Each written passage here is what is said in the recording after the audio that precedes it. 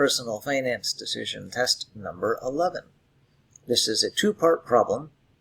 Sir Topham Hatt invests $3,000 by letting that amount grow for 12 years in an account that earns 4% annual interest compounded monthly. Then more happens. We'll do the more on the next slide, but for now we're just stopping at that point. This problem is politely written. It says it's compounded, so we know we're using the compound interest formula. And very importantly, we are having monthly payouts. So I'm actually going to write that over here, monthly payouts.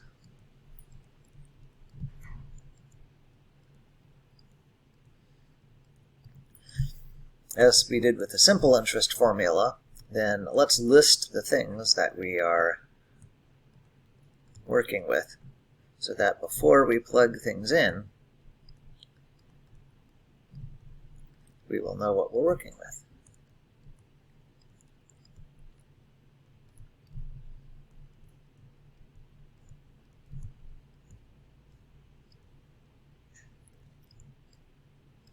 So the principal, that's easy. That's just the 3,000.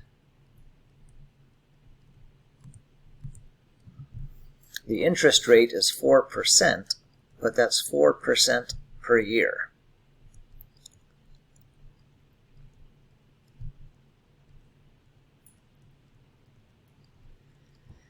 The payouts are not happening every year. They're happening every month. So we have to take that 4% and share it among all 12 months. So we'll do that with a divided by 12. If you have a certain amount per 1 year, then each month you get a 12th of it. So take out my calculator, 0.04 divided by 12 gives me 0.003 repeating.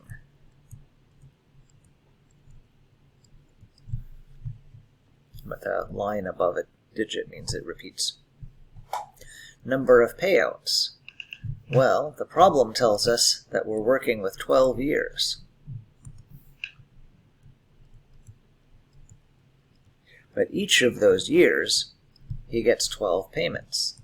So we're going to do a times 12 to go from years to months.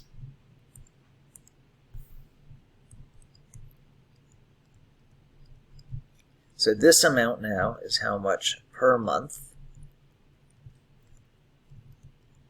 And this number is how many months. So now we are happy.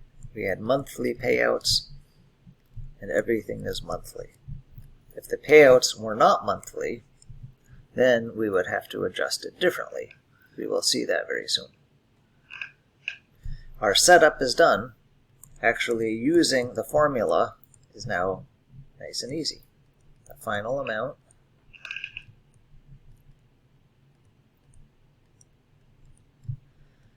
is the principal times 1 plus the interest rate. So we'll take this 1 and just put it on front.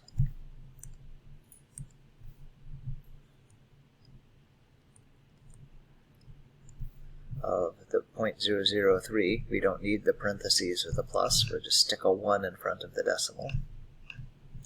And our exponent is 144.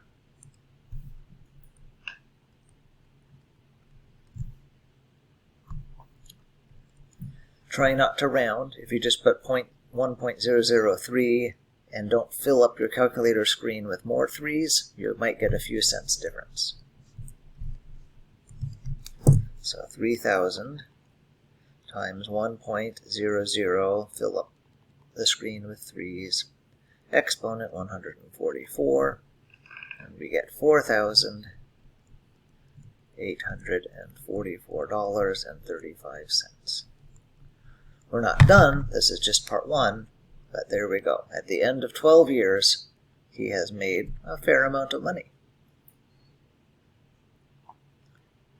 For part B, at the start of the next year, he moves all that money into a different account for 31 years at a 5% annual interest rate. Now we're compounding weekly. So as before, that's the tricky part. So I will highlight that in red, and over here write compounded weekly to remind myself what's going on.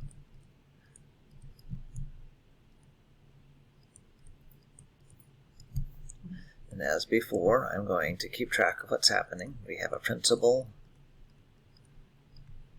we have the rate per payout,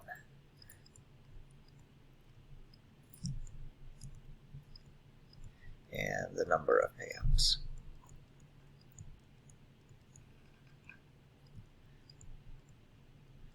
So what are we starting with? We're starting with what we ended with last time, 4844.35.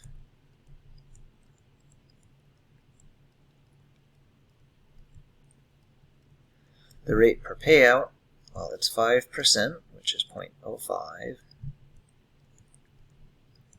And that's per year. So just like before, we need to adjust that. We need to share that amount over the weeks, because every week he gets a little interest. Before, we did a divided by 12, because if you want to share a year among months, you divide by 12. For weeks, we're going to divide by 52, because there's 52 weeks in a year.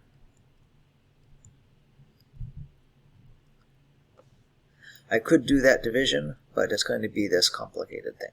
So we'll do a different style. If you want to make a decimal, just like last time, you could have this awkwardly small decimal here. Go ahead. Okay, the number of payouts, he has 31 years. And in each of those years, he gets 52 payouts, because every week he gets a little bit more interest.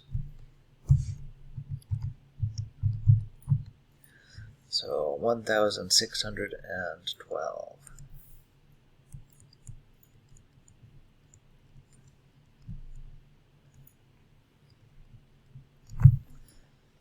Let me see just how awkward that decimal is, by the way. Yeah, I'll use the awkward decimal. I have to write very tiny. I will try and be up for the challenge.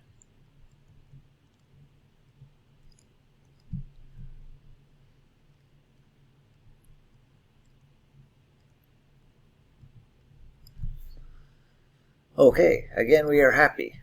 Things are being compounded weekly. That was given to us.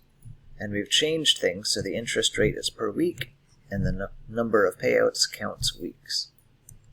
We'll plug things in exactly the same as before. So final amount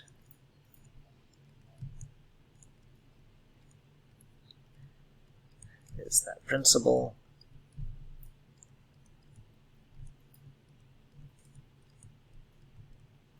Again, we're not worrying about the 1 plus or the parentheses. We're just putting a 1 in front of this awkwardly small decimal, and our exponent is 1,612.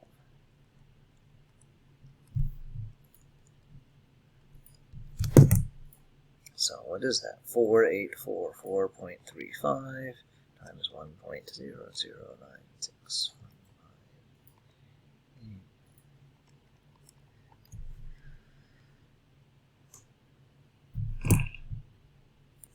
I put the wrong number of zeros. Let me fix that.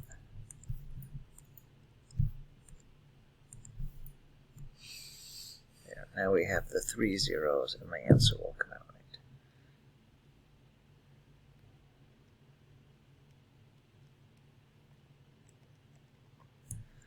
So we get 22,000.